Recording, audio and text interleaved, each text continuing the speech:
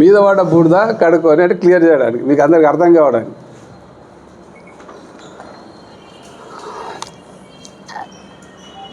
MLA గారు మొన్న Lions club కార్యక్రమం పాల్గొన్న సందర్భంగా లయన్స్ క్లబ్ సబ్జెక్ట్ వదిలిపెట్టి రాజకీయ సబ్జెక్ట్ మాట్లాడడం జరిగింది. సరే, అది ఆయన విజ్ఞతకు వదిలేద్దాం. అక్కడ మాట్లాడిన సబ్జెక్టులో ఒక 3 సబ్జెక్టులు నాకు అర్థమైనాయి. ఒకటి, పాత బజారుకు రోడ్డు లేదు, బస్సులు పోవని ఎమ్మెల్యే గారు ప్రకటించారు. ఒక బాధ్యత గల ఎమ్మెల్యే గారు అట్లా మాట్లాడడం సరైనది కాదు. ఎందుకంటే అది డిజైన్లోనే క్లియర్గా అక్కడ డివైడర్ ఓపెనింగ్ ఉంది, దాని తర్వాత అక్కడ ఒక ఐలాండ్ ఉంది. ఆ డివైడర్ ఓపెనింగ్ నుంచి డైరెక్ట్ పాత బస్ స్టాండ్కు హెవీ వెహికల్స్ కూడా పోతాయి. 12 టైర్ కాదు, 14 టైర్ బండి కూడా పోతాయి, వస్తాయి, రిటర్న్ అయితే అన్నీ అవుతాయి. దాంట్లో ఏ ఇబ్బంది లేదు. నిజంగా ఏమైనా ఇబ్బంది ఉంటే ఎమ్మెల్యే గారు ఏం చేయాలంటే అధికారులతో మాట్లాడి ఏం చేద్దాం, ఎట్లా ఇబ్బంది లేకుండా చేద్దాం అని ఆలోచన చేయాలి. కానీ పోని డిక్లేర్ చేస్తారనేది ఎంతవరకు సమస్య అని ప్రజలు అర్థం చేసుకోవాలి. దీంట్లో క్లియర్గా ఇది డిజైన్, ఇది ఇంజనీర్ తయారు చేసింది, డివైడర్ ఓపెనింగ్ మార్కెట్ పెట్టి చూపించారు. నిన్న మన సోషల్ మీడియాలో నడిచింది. అచ్చా, మీకు అందరికీ అర్థం కావడానికి కొందరు కన్ఫ్యూజ్ ఉన్నారు. నేను ఒక ఆయన మాట్లాడుకుంటూ, సార్ అది కిందికి ఉంది, ఇది మీదకి ఉంది కదా అన్నారు. అది కిందికి మీదకి పని నడుస్తున్నది. ఒక్క సైడ్ రోడ్ అవుతుంది, ఇంకో సైడ్ రోడ్ అయితే మొత్తం లెవెల్ అది ఈక్వల్ అవుతుంది, సేమ్ లెవెల్ అవుతుంది. ఆ లెవెల్ అనే కిందికి వెళ్ళిపోతాయి. అచ్చా, మొన్న ఎవరు అడిగారు ఇక్కడ నుంచి వచ్చిన వాళ్ళు ఎట్లా పోతారని. ఎక్కడైనా మీరు నేషనల్ హైవే, బెంగళూరు హైవే చూస్తున్నారు, ఫ్లైఓవర్ కింద ఉంది. ఎగ్జాంపుల్, హెవీ ట్రాఫిక్ ఉంటుంది. హైదరాబాద్ నుంచి వచ్చేది మామనార్ మలుతాయి, మనం జడ్చలకి వెళ్ళిపోయి హైదరాబాద్ మలుతాం, అక్కడ నుంచి భూత్పూర్ మలుతాం, స్లో చేసుకొని మళ్ళీ వెళ్ళిపోతాం. పోతున్నామా లేదా? గంతే సబ్జెక్ట్. గీడ కూడా డివైడర్ ఓపెన్ ఉంటుంది, అక్కడ వచ్చేదానికి కొంచెం స్లో చేసుకుని ఆడున్న దాంట్లో 10% కాదు, ఆటోమేటిక్గా వెళ్ళిపోయాడు. ఇబ్బంది ఏందో నాకు అర్థం కాలే. ఓపెనింగ్ ఉంది, డివైడర్ ఓపెనింగ్ ఉన్నప్పుడు ప్రాబ్లం ఏంది నాకు అర్థం కాలే. ఇంకొకటి, ఇక్కడ నుంచి జడ్చల్ నుంచి హైదరాబాద్ వరకు అన్ని హైవే, నేషనల్ అది బెంగళూరు హైవే, హెవీ ట్రాఫిక్ ఉంటుంది. ఎక్కడైనా గదే ఉంటుంది, ఓపెన్ ఉంది. ఇప్పుడు కొన్ని ఫ్లైఓవర్లు అవుతున్నాయి, ఫ్లైఓవర్లు అయిన స్లో చేసుకొని మళ్ళీ పోతాం. ఇక్కడ ముదిరెడ్డిపల్లి కావచ్చు, రాజపూర్ కావచ్చు, అంతేందుకు ఎమ్మెల్యే గారు ఊరు కావచ్చు. జడ్చల్ నుంచి ఎమ్మెల్యే గారు ఊరికి రంగారెడ్డి వరకు ఎట్లా వెళ్తాం? ముందర పోయి యూటర్న్ చేసుకొని వస్తామా, అన్నీ రైట్కి వెళ్ళిపోతామా? ఆ డివైడర్ ఓపెనింగ్ ఉంది, అక్కడ క్లోజ్ ఉంటేనేమో ముందుకు పోయి ఎన్నో యూటర్న్ చేసుకొని రావాలి. ఓపెన్ ఉంది కాబట్టి రంగారెడ్డి కూడా కావచ్చు, ఏదో ఎక్కడైనా సరే ఇదే రోడ్డు. మా గవర్నమెంట్ ఉన్నప్పుడు, నేను ఎమ్మెల్యే ఉన్నప్పుడు పని కొంచెం లేట్ అయితే ఇదే ఎమ్మెల్యే గారు ఇది ఎట్లయింది, లేట్ అయింది, ఎమ్మెల్యే పట్టించుకుంటలేని మాట్లాడారు. కొందరు కాంగ్రెస్ వాళ్ళు ఇంకా వేరే పార్టీలు దాంట్లో మొక్కలు నాటుడు కథ ఏమో చేశారు. ఎలక్షన్ అయిపోయింది, ఆయన గెలిచిన తర్వాత ఇది నాకు సంబంధం లేదు, నేషనల్ హైవే అన్నాడు. అరే ఎట్లా సంబంధం లేకుంటుంది? నేషనల్ హైవే అయినా ఏ హైవే అయినా ఎమ్మెల్యే అంటే ఆయనకు బాధ్యత ఉంటుంది. కానీ సాయంత్రం మాట్లాడుతూ చేస్తాం. సరే, బాధ్యత లేదు కదా ఆయన అన్న ప్రకారం ఎమ్మెల్యే బాధ్యత అంటే అంతకుముందు నాకు కూడా లేనట్టే కదా. మళ్ళీ మొన్న మాట్లాడతాడు, లక్ష్మణరెడ్డి గారు డిజైన్ మార్పించారు. నేషనల్ హైవే నీకు ఎమ్మెల్యే సంబంధం లేదని నువ్వేం మాట్లాడతావు, మళ్ళీ లక్ష్మణరెడ్డి ఎట్లా మార్పించాయి? అర్థమవుతుందని చెప్పింది పాయింట్. అంటే ఏదంటే అది మాట్లాడు, ఎంతవరకు కరెక్ట్. ఇంకోటి, టీఆర్ఎస్ వల్ల ఇల్లు పోతాయని ఏదో మాట్లాడాను. టీఆర్ఎస్ వల్ల ఇల్లు ఎక్కడ పోతలేవు. నేను ఇప్పుడు మీ అందరికి చెప్తున్నా, అది ఎమ్మెల్యే గారిని కూడా నేను రిక్వెస్ట్ చేస్తున్నా, సెంటర్ నుంచి 50 feet పెట్టి అంబేద్కర్ చౌరస్తా నుంచి ఫ్లైఓవర్ వరకు కొలతలు పెట్టి అన్నీ కొట్టిపడేయండి. ఆ టీఆర్ఎస్ ఉండని, కాంగ్రెస్ ఉన్న ఎవరిది ఉండని. నాకు తెలిసి మా టీఆర్ఎస్లో ఎవరిది లేదు, ఉంటే కాంగ్రెస్ వాళ్ళే ఉన్న అన్నింట్లు. ఇప్పుడు ఇప్పుడు మా లీడర్ ఒక పేరు చెప్తారు, నిన్ననే గొల్పని చెప్పిన కొంత కరెక్ట్ 50 ఫీట్లు ఉన్నది సెంటర్ నుంచి. మరి ఈ నుంచి ఆడికెళ్ళి ఎమ్మెల్యే బాధ్యత తీసుకొని మొత్తం అంటే అది ఆర్ఎన్బి రోడ్ నుంచి నేషనల్ హైవే మారినప్పుడు ఆర్ఎన్బి రోడ్ 100 ఫీట్ ఉంటుంది కాబట్టి సెంటర్ నుంచి 50 ఫీట్. మరి 50 ఫీట్ ఇప్పుడు తీసుకుందాం, ఎమ్మెల్యే గారు బాధ్యత తీసుకొని. ఎందుకంటే సరే నేను చేసేది తక్కువ చేసినేమో, ఇప్పుడు ఆయన 50 చేస్తే సరిపోతుంది. టీఆర్ఎస్లో ఎవరికి ఇబ్బంది లేదు, అబ్జెక్షన్ లేదు. మా టీఆర్ఎస్ లీడర్ ఎవరిది కూడా 50 ఫీట్ల లోపల లేదు, పైన ఉంది. ఇది కథ. దీనిలో క్లారిటీ వచ్చిందా? పాత బజార్కు రోడ్ ఉంది అనేది మీకు ముందు మీడియా మిత్రులు క్లారిటీ వస్తే ఫర్దర్ మాట్లాడడానికి వస్తే దీని మీద మీరు ఏమైనా అడిగితే నెక్స్ట్ సబ్జెక్ట్ పోదాం. ఏం డైరెక్షన్ ఉంది మరి? ఇప్పుడు బెంగళూరు హైవే నేషనల్ హైవే, దాంట్లో 50% ట్రాఫిక్ అది ఈ హైవే. ఆ హైవే మీద కూడా అన్నీ ఓపెన్ ఉన్నాయి కదా, ఆడ కూడా స్లో చేసుకుని పోతుంది, ఓపెనింగ్ పెట్టరు. నేషనల్ హైవే బెంగళూరు హైవే మీద ఓపెనింగ్ పెట్టినట్టేనే పోవడానికి పెడతారు. మీరు అన్న నిబంధన ఉంటే అది ఓపెనింగ్ అది క్లోజ్ చేస్తారు. డివైడర్ క్లోజ్ చేస్తేనే ముందరికి యూటర్న్ చేసుకురావాలి ఎక్కడైనా. ఏం క్లోజ్ లేదు ఇక్కడ. మీ క్లారిటీ వచ్చింది కాబట్టి ఇంకా అచ్చా. నెక్స్ట్ సబ్జెక్ట్ డబుల్ బెడ్రూమ్ ఇండ్లు గురించి మాట్లాడాను. ఏంటంటే దాంట్లో ఎర్రగుట్టల 560 ఇళ్ళు మేము కట్టినాం. సరే ఎలక్షన్ ముందర సెలక్షన్ ప్రాసెస్ స్టార్ట్ చేసాం. సడన్గా ఎలక్షన్ దగ్గర వచ్చింది కాబట్టి అది ఇవ్వలేకపోయినాం, అది పెండింగ్ ఉన్నది. ఎలక్షన్ తర్వాత ఏం జరుగుతుందో తెలియదు. ఎలక్షన్ అయినాక కొంతమంది పోయి దాంట్లో ఉంటున్నారంట. దాంట్లో ఎవరున్నా నేను చెప్పేది ఏంటంటే అధికారులకు నేను కోరుతా ఉన్నాను, వాళ్ళని స్టడీ చేసి ఎంక్వైరీ చేసి దాంట్లో ఎవరైతే బీదోళ్ళు ఉన్నారో అర్హులు ఉన్నారో వాళ్ళకే ఇవ్వాలి. అర్హులు లేని వాళ్ళకి బయటకు వెళ్ళకూడదు. ఎవరున్నా సరే,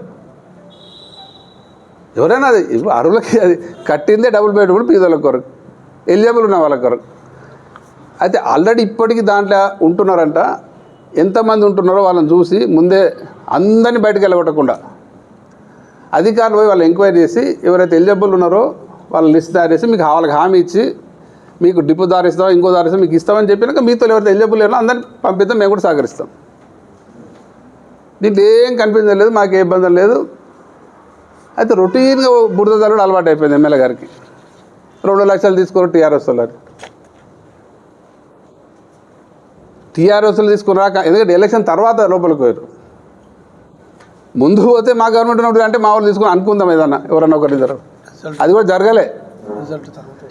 ఎలక్షన్ తర్వాత దానిలోకి పోతే మరి కాంగ్రెస్ వాడు తీసుకున్నా, బీజేపీ వాడు తీసుకున్నా, టీఆర్ఎస్ వాడు తీసుకున్నా, నాకు తెలిసి ఎవరు తీసుకోలే. నిజంగా తీసుకొని ఉంటే ఎవడన్నా నాకు ఇచ్చినామంటే మనం అది తీసుకున్నాను యాక్షన్ తీసుకుందాం, ఏ పార్టీ అయినా సరే. కానీ గుడ్డిగా నువ్వు మాట్లాడి బురద వేసి వెళ్ళిపోతా అంటే ఎట్లయితుంది? ఇదేం పద్ధతి, ఇదేం కల్చరు? అసలు జడ్చల్ల రాజకీయాలు ఇటువంటి కల్చర్ ఎప్పుడు లేదు. ఎమ్మెల్యేలు, పాత ఎమ్మెల్యేలు, మాజీ ఎమ్మెల్యేలు, ఉన్న ఎమ్మెల్యే ఎవరు ఇట్లా మాట్లాడుకోలే, ఎవరు బురద చల్లుకోలే. నిజంగా ఏదైనా ఉంటే ఎవరన్నా అవినీతి చేస్తే ఏదైనా సబ్జెక్ట్ ఉంటే దాన్ని తీసి బయట పెట్టి ఇది తప్పు చేసిన చెప్పాలి. అరే గెలిచిన వాళ్ళతో నుంచి 2 ఏళ్ళ ఇంకా అదే పాట పాడతావు, అదే అన్ని తొండి మాటలు. ఇది కరెక్ట్ కాదు, నేను సూచిస్తున్నా, ఇది పద్ధతి కాదు. మా టీఆర్ఎస్ వాళ్ళు ఎవరు 1 రూపాయి తీసుకోలే ఎవరి దగ్గర.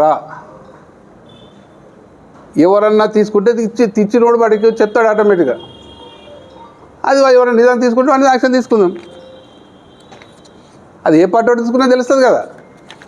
ఎందుకంటే మీ గవర్నమెంట్ వచ్చినాక వాళ్ళు దాంట్లోకి పోయినారు కాబట్టి మాకు సంబంధం లేదు. అది దాంట్లో ఎవరు పోయినరా ఏందా ఎవరున్నారో కూడా తెలియదు. ఇప్పటికి కూడా దాంట్లో ఎవరైతే ఎలిజిబుల్ లేని వాళ్ళు ఉంటే వాళ్ళని బయటికి పంపించి దాంట్లో ఎలిజిబుల్. కానీ ఇప్పుడు ఎవరైతే దాంట్లో ఉన్నారో 560 మంది ఉన్నారో, 500 మంది ఉన్నారో, 300 ఎంతమంది ఉన్నారో దాంట్లో ఉన్న వాళ్ళకి కంపల్సరీ ఇవ్వాలి. దానికి మేము ఫుల్ సపోర్ట్ చేస్తాం. ఎలిజిబుల్ లేని వాళ్ళకి పంపించడానికి కూడా సపోర్ట్ చేస్తాం. దీనిలో ఏం రాజకీయం వద్దు. ఒకటి ఏంటంటే అక్కడ ఆ ఇల్లు కట్టేటప్పుడు కొన్ని ప్లాట్స్ పోయినాయి. అంటే అది ఫస్ట్ లేఅవుట్ చేసి ఉంటుంది. లేఅవుట్ చేసి అందరికి హౌస్ సైట్స్ ఇచ్చినాం 2005-06లో. మరి ఆ ఏది ఇల్లు డబుల్ బెడ్రూమ్ అడుగున ఎవరైతే ఆ ప్లాట్లు ఒరిజినల్ ప్లాట్స్ ఉండి వాళ్ళ ఇల్లు పోయినాయో వాళ్ళకి అప్పుడు ఎవరైనా ఇవ్వాల్సిందే. వాళ్ళకు దాంట్లో వాళ్ళకు ఇల్లు లేకుంటేనే బీదాలు ఉండి వాళ్ళు ఇల్లు లేకుంటే కొందరు, ఎందుకంటే ఉన్నోళ్ళు కూడా అప్పుడు కొన్ని ప్లాట్లు వచ్చినాయి, అప్పుడు కూడా ఇదే జరిగింది. ప్లాట్ అప్పుడు కొంతమందికి ఇచ్చినాం, తర్వాత ఎలక్షన్లు వచ్చినాయి, తర్వాత ఈ ఓన్ ఇష్టం వచ్చినప్పుడు అమ్ముకున్నారు. మీకు అందరికి తెలుసు అది. ఇంకా తర్వాత ఏ గవర్నమెంట్ వచ్చిందో మీకు తెలుసు. అందుకే అవన్నీ వద్దు. దాని డబుల్ బెడ్రూమ్ కాడ ఏం రాజకీయ అవసరం లేదు. దాంట్లో ఎలిజిబుల్ వాళ్ళకి ఇస్తాం, మిగతాలకు ఇవ్వదు. డబ్బులు ఎవడని తీసుకొని ఉంటే యాక్షన్ తీసుకో అందరం కలిసి. నా లెక్కన మా వాళ్ళు ఎవరు తీసుకోలేదని నేను గంట పని నమ్ముతున్నా. ఇచ్చినోడు ఉంటే బయట చెప్పని మా పార్టీ పరంగా యాక్షన్ తీసుకుంటాం. అచ్చా, ఇంకా ఇది గమ్మ సబ్జెక్ట్, 3వ సబ్జెక్ట్.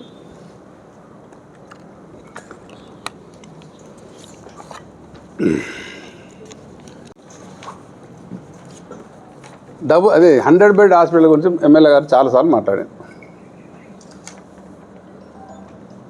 దాన్ని ఆల్రెడీ క్లారిఫికేషన్ ఇచ్చినాం.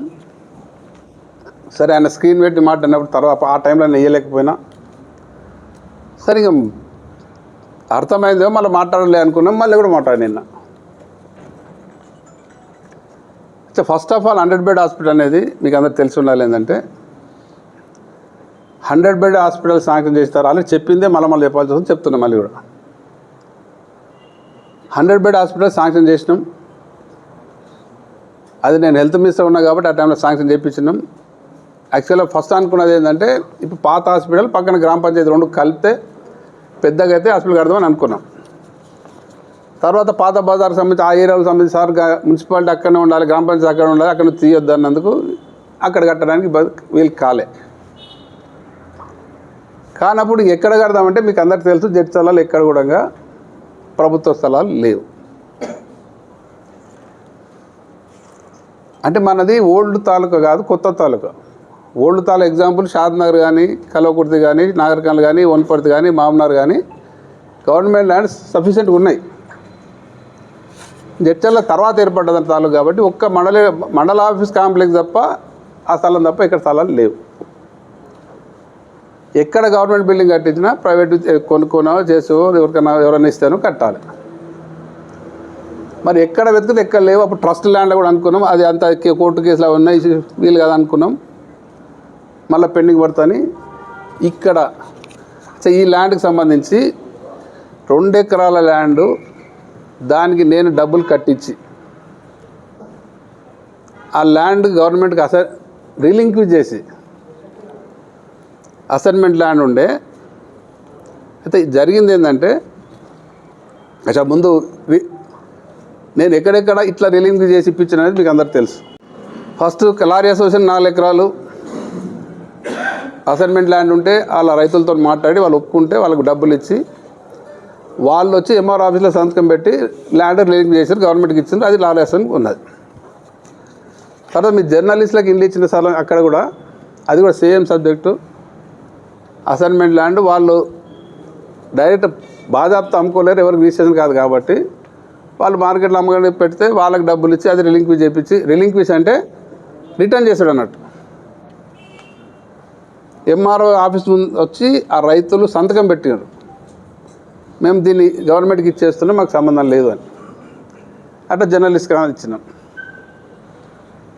అట్లా ఇది కూడా హాస్పిటల్ కూడా సేమ్. ఆ 2 ఎకరాలు ఎవరైతే రైతుల పేరు మీద ఉన్నదో వాళ్ళతోనే ఎంఆర్ ఆఫీస్ ముందర సంతకాలు పెట్టించి అది కలెక్టర్ హ్యాండ్ ఓవర్ చేస్తే, కలెక్టర్ హెల్త్ డిపార్ట్మెంట్కు అలాట్ చేస్తే అప్పుడు బిల్డింగ్ కడుతుంది. ఇట్లా నేను చాలా చేసిన. ఎమ్మెల్యే గారి సొంత గ్రామం రంగారెడ్డిగూడలో కూడా ఇప్పుడు డబుల్ బెడ్రూమ్లు కట్టినాం కదా, ఆ స్థలం కూడా సేమ్ ఇటువంటిదే. వేరొక లేడీ ఉండే ఆమెదైతే ఆమె కూడా డబ్బులు కట్టించి, నేనే డబ్బులు ఇచ్చిన ఆమెకు, ఆమెతో ఎంఆర్ ఆఫీస్లో రిలింక్విజ్ చేసి వాళ్ళక్కడ డబుల్ బెడ్రూమ్ కట్టినాం. అయితే ఇక్కడ నిన్న మాట్లాడండి మళ్ళీ ఎమ్మెల్యే గారు అసలు ఏం మాట్లాడు